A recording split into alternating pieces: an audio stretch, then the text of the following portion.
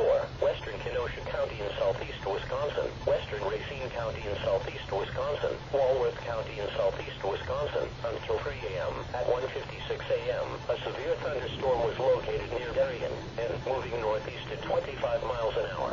Hazard, quarter-size hail and 70 miles an hour wind gusts. Source, radar indicated. Impact, hail damage to vehicles is expected. Expect considerable tree damage. Wind damage is also likely to mobile homes, roofs, and buildings. Locations impacted include Delavon Lake, Whitewater, Williams Bay, Elkhorn, Lake Geneva, Twin Lakes, East Troy, Wind Lake, Walworth, Fontana on Geneva Lake, Como, Fell Lake, Genoa City, Powers Lake, Honors Lake, Burlington Airport.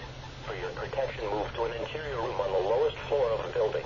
Torrential rainfall is occurring with this storm and may lead to flash flooding. Do not drive your vehicle through flooded roadways.